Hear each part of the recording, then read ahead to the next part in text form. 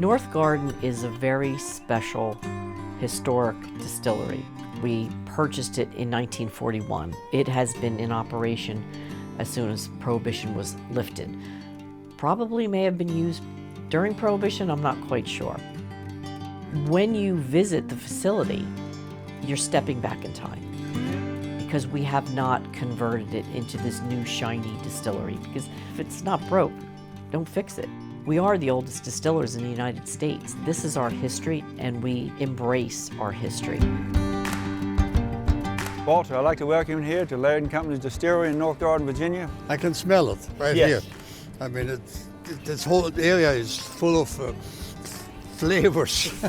It's a little hard working around it all day and just smelling it and not drinking Well, let me tell you, I have very seldomly be completely surprised. Today, though, when I saw 53,000 pounds of apples getting delivered. it. Yeah, the apple lanch is pretty cool. Oh, golly, isn't it ever? How do we make it from an apple into this beautiful product of apple brandy like you're known for? As we need them, we open the little small doors down there, and gravity takes them down into the water. So they just work their way around, just like an apple river, till it gets to the conveyor, which takes them up to the grinder. Here, we'll probably grind 4 or 5 million pounds of apples this year in the fall. And we try to get a lot of sweeter apples and then mix them with the tart to try to get a happy medium and keep the bricks up in the sugar as high as we can. So we have a consistent product. As they go through the grinder, they end up humped over into the squeeze boxes. The guys fill them all the way up, get them as full as they can, and then they're slowly pressed. Cider goes down into the bottom, and the pumice goes out on the conveyor to trucks to be fed to the cattle.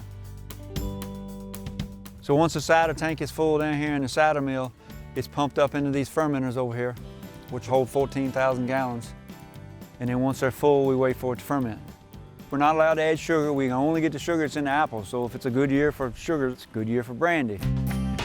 So once all of the sugar is converted to alcohol, and we immediately go into the still. And then we distill that beautiful fermented hard cider into our apple distillate, or our fresh apple brandy, which comes off the still about 165 proof. Product comes off the still, it goes into our receiving room to bring the proof down to 130. We find that has been the sweet spot for us, for our aging process. We have a historic barrel warehouse up here in New Jersey, and then it ages here up till 12 years, depending on whatever product we're producing. Unlike bourbon and other spirits, we can age in any barrel. We can age in new, we can age in used. We have found that once used bourbon has produced the best brandy for us. Apple brandy is very delicate, and wood can easily overtake the aroma and flavor of the apple. And we're making apple brandy, we're producing Applejack, and we want to retain as much of the apple flavor and aroma as possible. I don't think you're going to have a shortage anytime soon on apple brandy. Goes on and on.